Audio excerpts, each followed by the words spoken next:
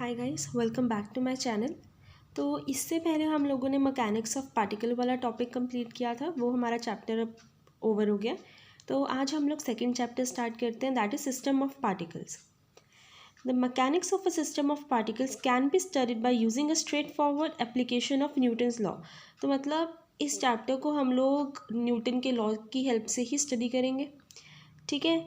उसके बाद this application of Newton's law consider the forces acting between particles in addition to the externally applied forces. तो इसमें दो forces basically हम लोग कंसीडर करके चलेंगे, एक तो इंटरनल फोर्स और दूसरी है एक्सटर्नल फोर्स।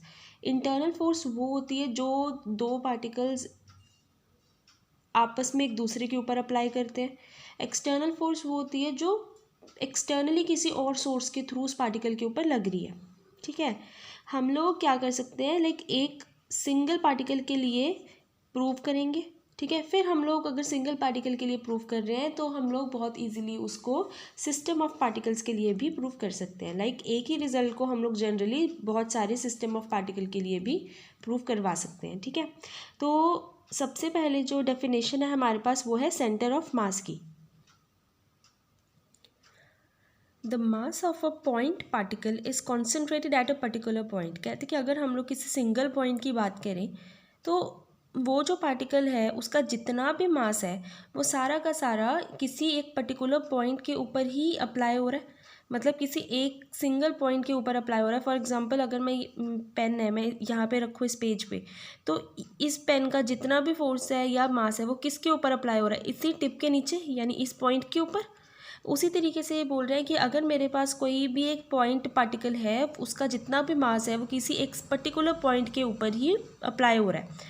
उसी तरीके से कहते हैं ये तो हो गया एक पॉइंट पार्टिकल। अगर हम लोग motion of system of n particles की बात करें, यानी कि हम लोग सिंगल पार्टिकल की बजाय एक पूरे के पूरे सिस्टम ऑफ पार्टिकल की बात करें, तो एक ऐसा पॉइंट ज़रूर होगा जो कि बिहेव किस तरीके से करेगा कि मानो सारा का सारा जो मास है वो सारा का सारा उसी एक सिंगल पॉइंट के ऊपर ही कॉन्सेंट्रेट किया गया। मतलब जितने भी पार्टिकल्स उस सिस्टम में हैं उन सारे के सारे पार्टिकल्स का जितना भी मास है वो सारा का सारा एक ही पॉइंट के ऊपर अप्लाई किया जा रहा है। तो हम लोग उस पॉइंट को क्या बोलते हैं, the centre of mass of the system. हम लोग उस पॉइंट को बोलते हैं centre of mass of whole of the system, ठीक है। The centre of mass c of a system of particle. तो अब इस फिगर की बात कर रहे हैं, that centre of mass of a system of n particles हम लोगों ने यहाँ पे दिखाया। तो अगर इस फिगर को हम लोग क्लियरली देखें तो यहाँ पे एक सी गिवन है हमारे पास। ये सी क्या है, मेरा सेंटर ऑफ मास है ऑफ सिस्टम ऑफ पार्टिकल्स, जिसका रेडियस वेक्टर कितना हो गया, कैपिटल आर, ठीक है। और ये रेडियस वेक्टर किस किस के साथ जुड़ा हुआ है, सारे के सारे मासेस के साथ, that is m1 m2 up to mi तक। और ये सारे मासेस किसके हैं, उन n पार्टिकल का मास है जिनका रेडियस वेक्टर क्या गिवन है हमारे पास, small r1 r2 up to ri, ठीक है। और हम लोग कैपिटल आर की वैल्यू किस इक्वेशन से फाइंड कर सकते हैं, इस इक्वेशन की हेल्प से। यानी कि मास, किसी भी एक पार्टिकल का मास ले लो, that is m1, first particle का मास m1 है, उसी पार्टिकल का रेडियस वेक्टर, दोनों का प्रोडक्ट उसी तरीके से सारे के सारे आपस में इस तरीके से प्रोडक्ट करके डिवाइडेड बाय टोटल मास, जिसको हम लोग समीशन में इस तरीके से भी लिख सकते हैं। और टोटल मास को हम लोगों ने कैपिटल M के साथ डिनोट कर दिया। ये हो गई मेरे पास equation number 2.1, where capital M is the total mass of the system. अब for a continuous body the coordinates of a center of mass are, तो कहते हैं अब एक continuous body की अगर हम लोग बात करें तो जो center of mass है उसके coordinates क्या होंगे, लाइक x क्या हो जाएगा 1/m integration with respect to v rho, this is rho, okay, x dv। यहाँ पे जो रो है वो क्या है, मेरे पास डेंसिटी गिवन है, v मेरे पास क्या है वॉल्यूम, एंड m क्या है मास। सिमिलरली ये y के लिए और ये z के लिए, ठीक है।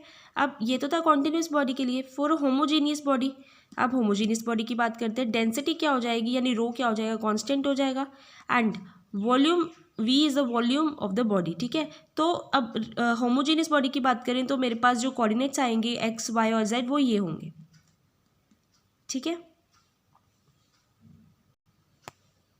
A frame of reference with the centre of mass as the origin is called the centre of mass frame of reference. कहते हैं एक कोई भी अगर आप फ्रेम ऑफ रेफरेंस आप ले लो और उसका जो ओरिजिन है अगर वो सेंटर ऑफ मास हम लोग लेके चल रहे हैं ना, तो उसको हम लोग क्या बोलेंगे, centre of mass frame of reference. In this frame of reference obviously the position vector of the centre of mass r is equal to 0। ठीक है, तो वो क्या बोल रहे हैं कि जो मेरा पोजीशन वेक्टर है सेंटर ऑफ मास वो क्या हो जाएगा, उस टाइम पे 0 हो जाएगा।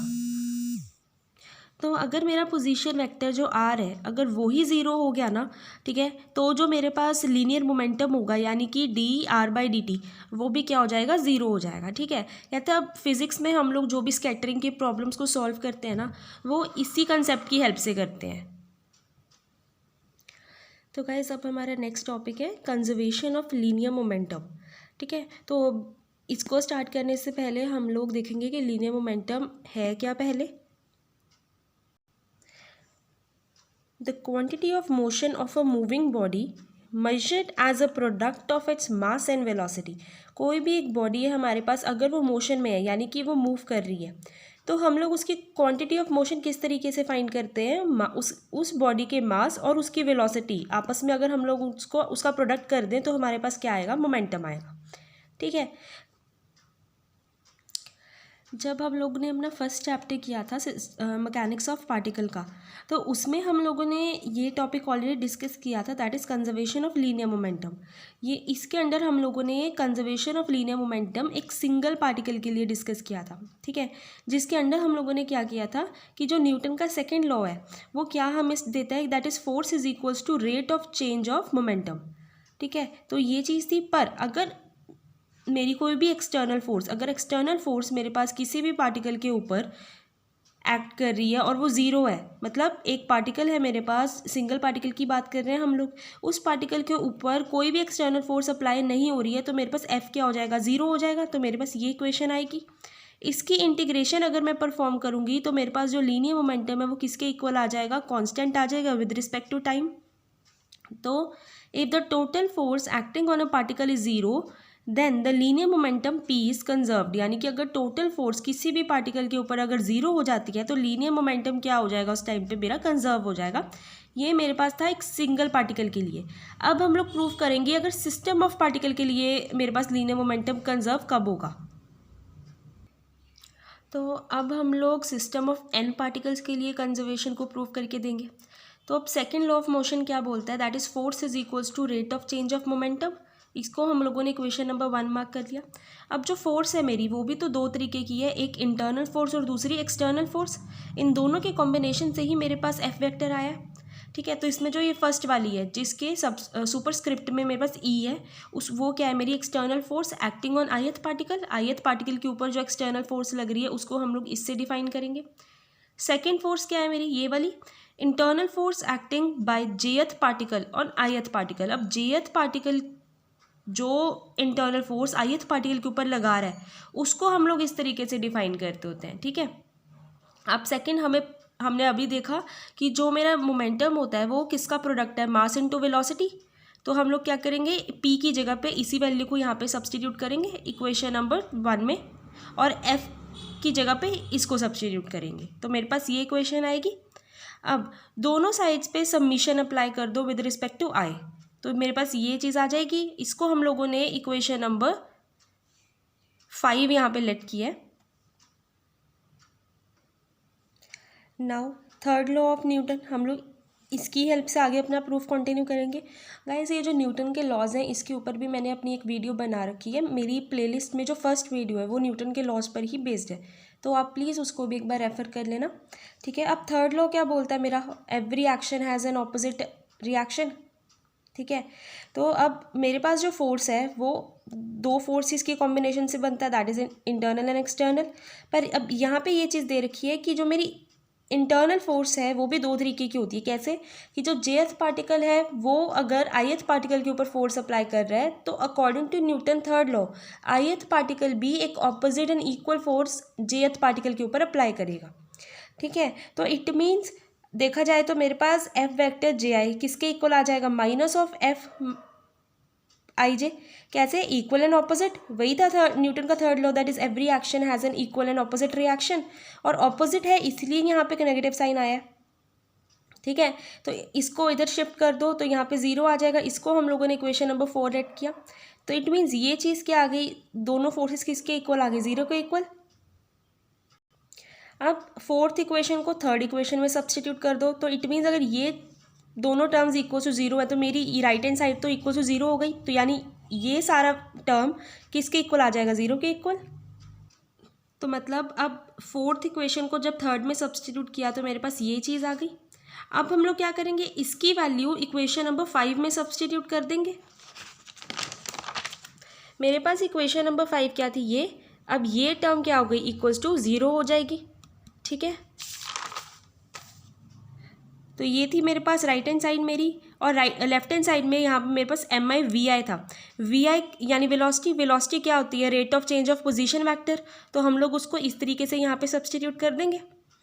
d/dt को बाहर ले जाओ तो ये सेकेंड ऑर्डर का डेरिवेटिव बन गया, डन। और अब ये वैल्यू भी हम लोग अभी देख के हटे हैं, that is in centre of मास। अब सेंटर ऑफ मास में हम लोगों ने ये देखा था कि पोजीशन वेक्टर r की जो वैल्यू है वो ये है। हम लोग क्या करेंगे, इस वैल्यू को सब्सटीट्यूट करेंगे। ठीक है, ये है मेरे पास।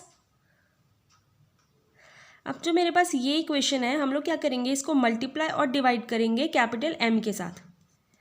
ठीक है, मल्टीप्लाई और डिवाइड करने के बाद ये जो चीज़ है ये किसके इक्वल है, पोजीशन वेक्टर r के इक्वल है, तो मैं यहाँ पे क्या करूँगी, r लिख दूँगी, बाकी चीज़ एज इट इज़।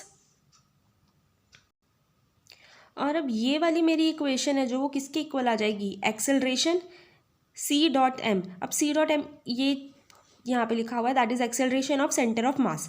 ठीक है, अब ये एक्सेलरेशन की इक्वल कैसे आई, अब एक्सेलरेशन क्या होता है, rate of change of velocity. Further rate of change of velocity में जो v है वो किसके इक्वल होता है, rate of change of position vector.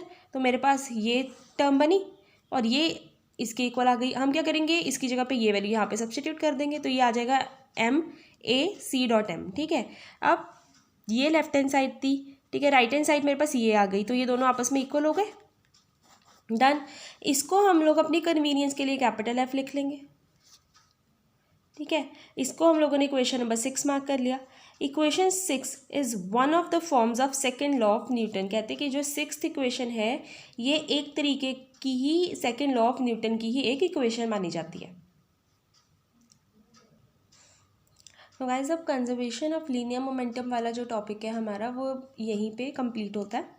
हम लोगों ने सिंगल पार्टिकल के लिए और सिस्टम ऑफ पार्टिकल दोनों के लिए कंजर्वेशन ऑफ लीनियर मोमेंटम के लिए हम लोगों ने डेरिवेशन कर ली है।